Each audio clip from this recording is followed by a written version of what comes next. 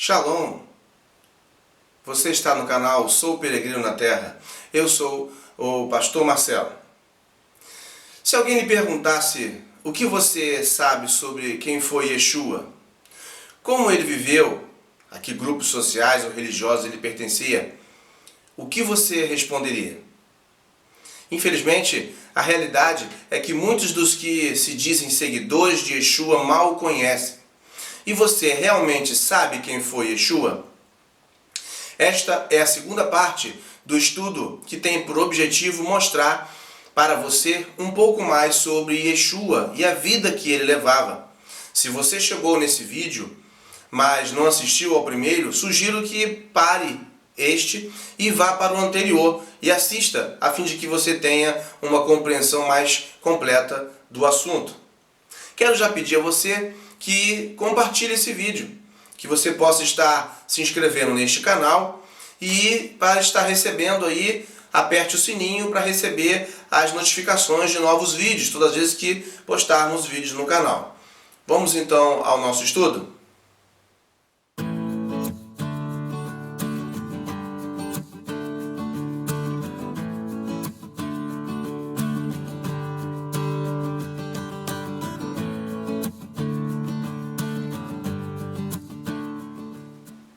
O material deste estudo foi tirado do grupo do Facebook chamado Restaurando as Raízes Hebraicas da Fé.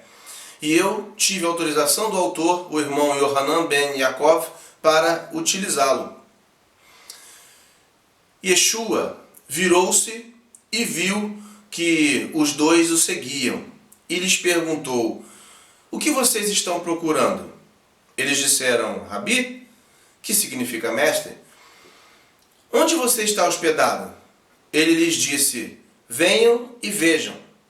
Então foram e viram onde ele estava e permaneceram com ele o resto do dia. Isso aconteceu por volta das 4 horas da tarde. João, capítulo 1, verso 38 e 39. Bíblia Judaica completa. Vamos então começar este vídeo com o seguinte tópico: o que faz um rabino? Quando conhecemos alguém, uma das primeiras perguntas que fazemos é: qual a sua profissão? Dependendo da profissão, pedimos também à pessoa para explicar um pouco do que ela faz. Ao conhecermos mais sobre a profissão de uma pessoa, passamos a conhecer mais sobre a própria pessoa, pois ela passa grande parte da vida naquela atividade. Por exemplo, se descobrirmos que a pessoa que acabamos de conhecer é um médico, esta informação nos diz bastante a respeito da educação da pessoa, do seu círculo social, do seu status financeiro e até mesmo da sua rotina diária. E se você tivesse a oportunidade de voltar no tempo e encontrar com Yeshua dos Evangelhos e perguntasse: o que você faz? O que ele te diria? Que tipo de educação um Salvador precisa ter? Qual era o status social da profissão de filho do Eterno? Quanto um Messias ganhava por mês? Qual era a rotina de um libertador? Pois é, estas perguntas não fazem sentido, não é mesmo? Porque o fato é que conhecemos muito a respeito das definições teológicas de Yeshua. Isto é, Salvador, Filho do Eterno, Messias, etc. Mas, normalmente, as pessoas conhecem pouco sobre a vocação de Yeshua. A vocação de Yeshua era ser rabino. Ele era um rabino da Galileia, com muitos admiradores e seguidores. Só estes fatos já nos dizem muita coisa sobre quem o rabino Yeshua realmente é. Naqueles dias, o termo rabino ainda não tinha o significado de hoje. Hoje em dia, rabino é um termo usado automaticamente para quem se forma em uma yeshiva, instituição rabínica. O termo rabino era um termo respeitoso para um grande professor. É neste contexto que devemos procurar entender o rabino Yeshua. Felizmente, a literatura judaica preservou para nós uma grande riqueza em termos de tradições, ensinamentos, parábolas e histórias de grandes rabinos do judaísmo da mesma era que Yeshua, isto é, da era do Segundo Templo.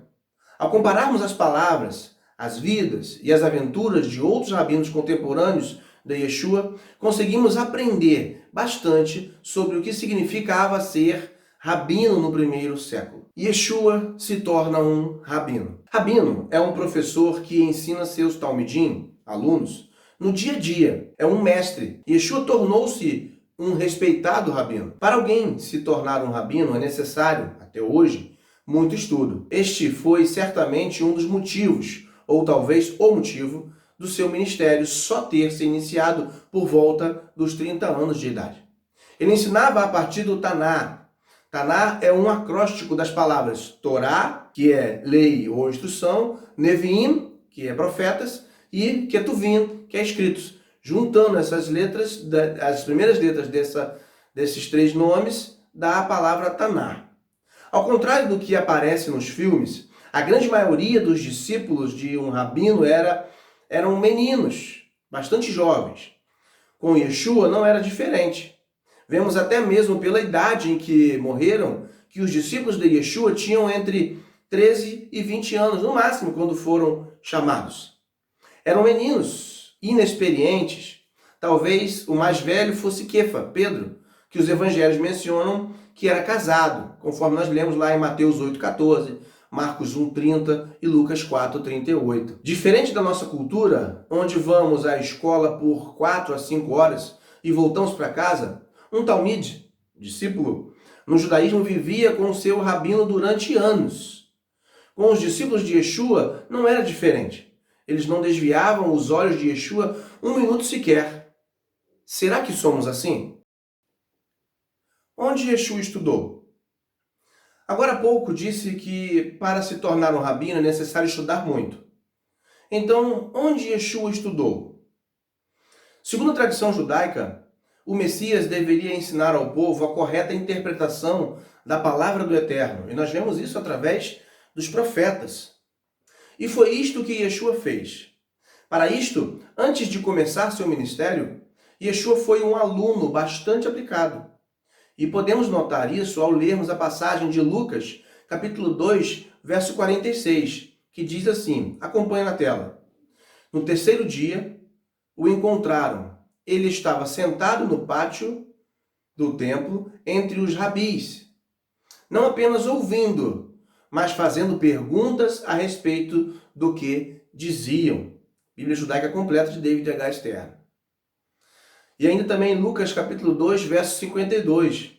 Acompanhe aí na tela. Diz assim, e crescia Yeshua em sabedoria e em estatura e em graça diante de Elohim e dos homens. Então, crescer em sabedoria e em estatura e em graça implica aí, crescer em sabedoria implica aí em estudar, em ter entendimento, em buscar sabedoria. As Escrituras deixam bem claro que Yeshua recebeu instrução. Porém, o espectro de conhecimento apresentado pelo Rabino Yeshua, tanto das Escrituras quanto das técnicas de interpretação da mesma tradição oral e dos ensinamentos dos sábios e rabinos ao longo da história dos judeus, é simplesmente inimaginável. Tamanho conhecimento e habilidade jamais foram vistos em toda a história de Israel e só poderiam vir do Messias enviado do Eterno. E vemos isso nos textos de Mateus 7, 29, 13, 54, Marcos 1, 22 e Lucas 4, 15. Um grande problema que temos atualmente é que as pessoas não se sentam para estudar as Escrituras e já querem ensinar. Aprendem errado e inventam mais erros ainda por não conhecer as palavras do Eterno em seu contexto correto. Yeshua demonstrou grande familiaridade com a linha dos essênios, com a qual teve contato através do seu primo Yohanan Bar Zachariah, popularmente conhecido como João Batista, e também com a escola farisaica de Hillel. E notamos isso pelos seus ensinamentos, que eram inclinados para os ensinamentos desses grupos. Mas seu conhecimento e ensinamento não se limitavam apenas às tais linhas. Nós vemos Yeshua combater contra fariseus, contra saduceus. Ele combatia contra aquela classe hipócrita, contra aquela classe que seguia legalismos ao extremo. Yeshua não era contra todos os fariseus. Yeshua não era contra todos os sacerdotes, todos os saduceus, embora a maior parte deles estivesse corrompido na época dele.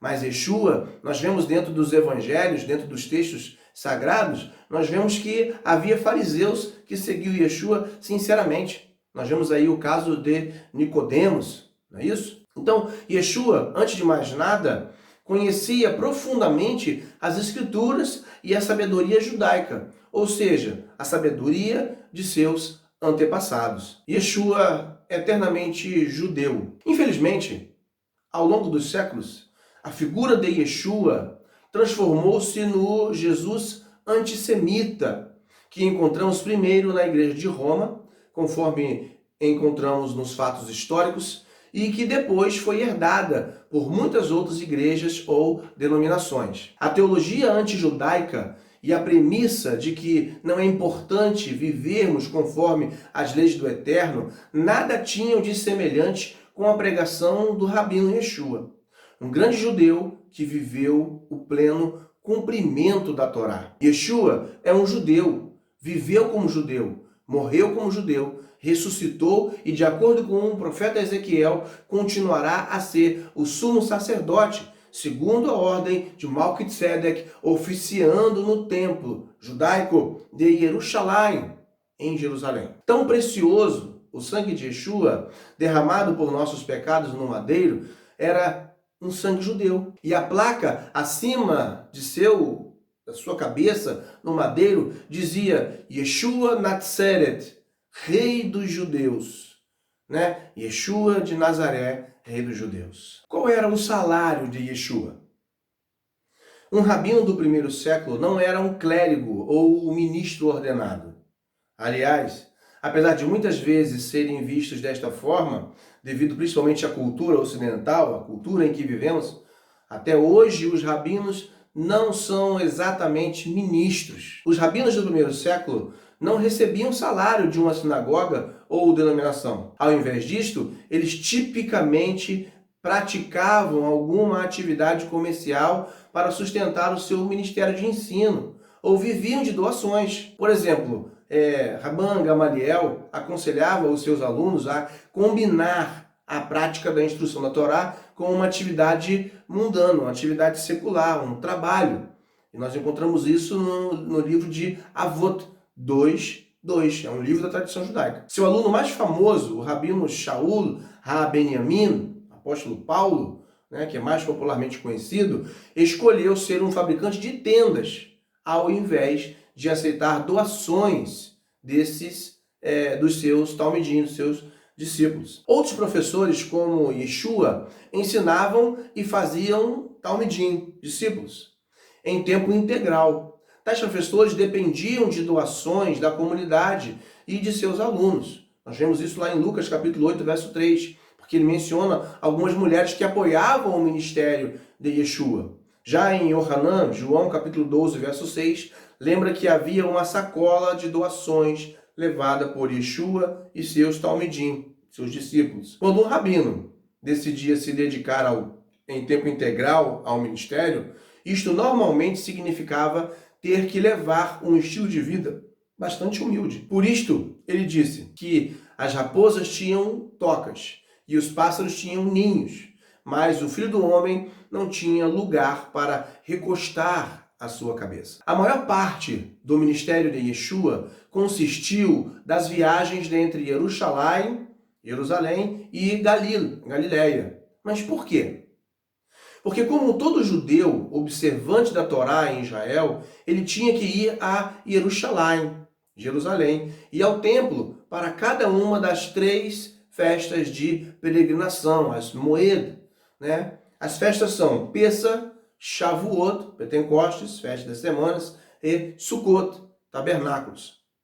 O Talmud relata que os sábios aproveitavam as grandes multidões de peregrinos para ensinar um grande número de pessoas nas alas do templo durante os festivais. Até mesmo aqueles rabinos que normalmente ficavam em uma só localidade faziam isto por entenderem que era uma grande oportunidade de ensinar as massas. É por isto que vemos nos evangelhos Yeshua frequentemente ensinando nas alas do templo, sempre durante as Moedim, durante as festas bíblicas. Qual exatamente era a função de um rabino? A função de um rabino, no início do judaísmo, era de transmitir os ensinamentos, ou seja, transmitir a Torá para a próxima geração, preparar a próxima geração. O livro de Pirkei Avot, a Ética dos Pais, começa com estas palavras: Moshe, Moisés, recebeu a Torá do Sinai e a transmitiu a seu Talmid, discípulo, e Yehoshua, Josué, e aos anciãos, os anciãos aos profetas, e os profetas, os homens da grande assembleia. Então, geração de Esdras, né? Nós vemos isso lá em Avot 1:1. O padrão de professor, de um discípulo, né? O padrão de professor-discípulo para a transmissão da Torá e do conhecimento do Eterno foi estabelecido desde o início da história. E temos como primeiro exemplo, mais concreto, Moshe e Yehoshua, Josué, Moisés e Josué. Aos professores de cada geração era confiada a tarefa de fazer talmidim, de fazer discípulos, e formar futuros professores para a próxima geração. Geração após geração, de professor a aluno, os ensinamentos da Torá eram transmitidos.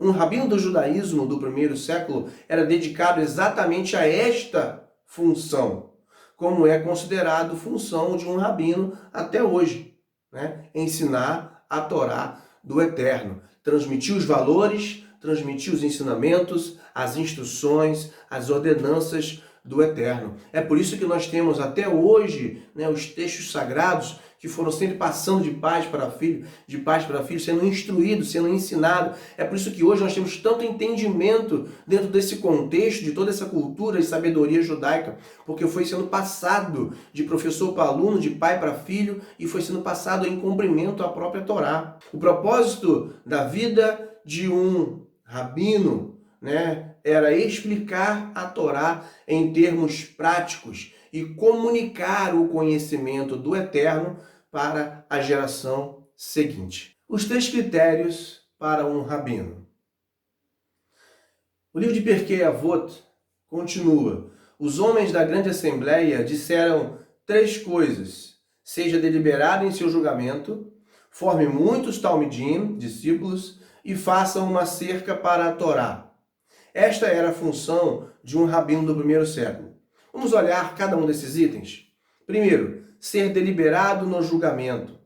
A função de um rabino era ser cuidadoso ao tomar uma decisão legal ou ao interpretar as escrituras. Ele tinha que cuidadosamente examinar todas as evidências, quando lhe era perguntado algo sobre as escrituras, ou quando tinha que tomar uma decisão como um ancião ou juiz em uma corte, ou até mesmo ao tomar decisões sobre a observância da Torá, que é halahá. Um rabino tinha que ser cuidadoso e deliberado. Um rabino levava as escrituras a sério e as estudava cuidadosamente para ser deliberado em seu julgamento. Você consegue ver Yeshua enquadrado em tudo isso que nós falamos até aqui? Yeshua era exatamente cuidadoso com as escrituras, cuidadoso com os questionamentos que lhe faziam, cuidadoso com as instruções que dava. É por isso que ele ensinava tão perfeitamente as escrituras sagradas. 2. Formar muitos talmidim, muitos discípulos. A função de um rabino era a de formar muitos talmidim, discípulos. Ele tinha que passar as instruções a muitos alunos. Se ele não o fizesse, não haveria continuidade da geração de geração em geração. Sem talmidim, sem discípulos, o estudo da Torá e o conhecimento já teriam desaparecido em uma passagem de geração. E a próxima geração cairia em apostasia. Os talmidim formados pelos rabinos, por sua vez, se tornariam professores e formariam outros talmidim, outros discípulos, para que a Torá não se perdesse. Por isso vemos Yeshua instruindo aos seus talmidim, seus discípulos, que fizessem discípulos, lá em Mateus capítulo 28, verso 19 a 20. Diz assim, observe na tela: portanto, vão e façam talmidim entre pessoas de todas as nações, imergindo-os na realidade do Pai, do Filho e do Ruach HaKodesh, ensinando-os a obedecer a tudo o que lhes ordenei. Bíblia Judaica Completa, David H. Stern. Terceiro, fazer uma cerca para a Torá. A tarefa de um rabino era a de proteger a Torá, ou seja, proteger os mandamentos para que o povo não caísse em pecado, em transgressão à Torá. Por exemplo, para que uma pessoa não cometesse adultério, os sábios fizeram uma cerca, dizendo que um homem não deveria ficar sozinho com uma mulher que não fosse sua esposa, para que não caísse na tentação do adultério. Alguns dizem que Yeshua condenou o princípio da cerca, mas na realidade o que Yeshua condenou foi o excessivo legalismo e o peso que havia nos exageros sobre as leis de cerca. Não sobre as leis da Torá, sobre as leis do Eterno, mas sobre as leis de cerca. Yeshua combatia o legalismo em excesso que havia. Como em tudo na vida, o ser humano tem a tendência a cometer exageros.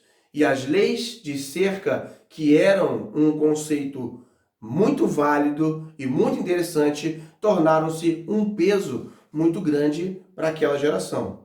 E ainda hoje o é. Muitas pessoas, mesmo dentro das igrejas, têm leis de cerca que são exacerbadas e pesam em cima das pessoas.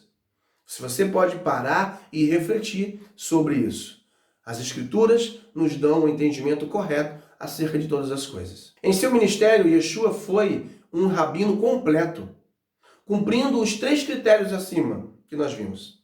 Ele foi deliberado em seus julgamentos, tomando decisões brilhantes a respeito da interpretação da Torá. Ele tomou muitos talmidim, formou muitos talmidim, muitos discípulos, mais do que qualquer outro rabino jamais o fez. Além dos 12 apóstolos, ele tinha centenas de alunos devotos e milhares de pessoas que ouviam seus ensinamentos. Haja vista os textos dos evangelhos que nós vemos quando ele prega, por exemplo, o Sermão do Monte e milhares de pessoas estavam ouvindo. Ele fez cercas para a Torá, por exemplo, quando disse que alguém que sequer olha para uma mulher com desejo já cometeu com ela adultério no coração. Ou quando disse para não fazermos juramentos, mas que o nosso sim seja sim e o nosso não seja não. Nestes 2 exemplos, ele fez cercas para os mandamentos de adultério e para alguns mandamentos relacionados ao falar. Isto é, não levantar falso testemunho, leis a respeito de juramentos, não tomar o nome do Eterno em vão, e etc. Vemos então que Yeshua era um rabino completo, que obedeceu a todos os requisitos para um rabino daquela época. Entendendo as palavras do rabino Yeshua. Quando começamos a estudar os ensinamentos e metodologias de ensino dos primeiros rabinos, fazemos uma descoberta fantástica. Logo percebemos que muitas das palavras e ensinamentos de Yeshua refletem os ensinamentos de outros rabinos anteriores ou contemporâneos a ele. A metodologia hermenêutica, a argumentação, pressuposições teológicas e até mesmo os assuntos abordados nos ensinamentos de Yeshua são fundamentalmente rabínicos. Até mesmo a sua forma de ensinar, utilizando parábola, era um método de ensino muito comum no primeiro século. Muitas de suas parábolas são derivadas de parábolas de outros rabinos anteriores a ele. Yeshua aproveitou e reformulou essas parábolas para transmitir sua mensagem. Em poucas palavras, como rabino, ele utilizou as ferramentas de um rabino para transmitir suas ideias. Ele utilizou tanto técnicas rabínicas quanto materiais rabínicos, conforme viemos falando desde o vídeo anterior. A literatura judaica nos permite comparar suas palavras com as palavras dos rabinos que vieram antes dele, ou mesmo dos rabinos contemporâneos a ele.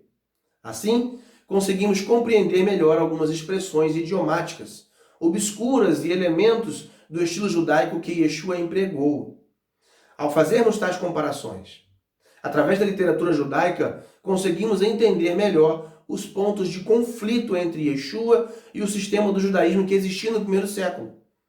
E o melhor de tudo é que, consequentemente, conseguimos entender melhor a Yeshua e a sua mensagem dentro do seu contexto original. Conclusão. Yeshua é um rabino. Seus ensinamentos são fundamentalmente rabínicos. Para entendermos melhor quem ele foi e o que ele ensinou, é necessário explorarmos o material e as metodologias rabínicas de sua época. Yeshua foi o único rabino com autoridade para questionar até mesmo as tradições rabínicas anteriores. O próprio judaísmo rabínico reconhece que o Messias, descrito nas profecias, tem autoridade para mudar a halahá, que são as decisões sobre como observar corretamente a Torá, e ensinar a observar propriamente a lei do Eterno. Yeshua não mudou a Torá, pois o Eterno não muda, mas questionou muitas tradições rabínicas, embora tenha concordado com outras. Yeshua disse: vocês têm ouvido, mas eu lhes digo. Quando Yeshua dizia essa frase, ele estava mostrando sua autoridade absoluta, dada pelo Eterno. Por isto, lemos o seguinte em Mateus 7, 28 a 29. Ao concluir Yeshua este discurso, as multidões se maravilhavam da sua doutrina. E aí, doutrina é a mesma palavra para Torá. Então as multidões se maravilhavam do ensino da Torá, da sua doutrina, da sua instrução, porque as ensinava como tendo semirá, e não como os seus professores da Torá. Ou seja, ele as ensinava como alguém que tinha autoridade, e de fato ele tinha, porque ele era o Filho do Eterno, ele era o ungido, ele era o Messias, que foi enviado pelo Eterno para fazer este papel, para ser este rabino, para instruir a Torá, para ensinar o caminho ao povo, para que ele pudesse ser literalmente a porta. Com tudo o que vimos até aqui, espero que você possa, a partir de agora, saber mais a respeito do nosso Messias, Yeshua HaMashiach, e assim buscar ter uma compreensão maior de seus ensinamentos. Que o Eterno te abençoe. Até o próximo vídeo.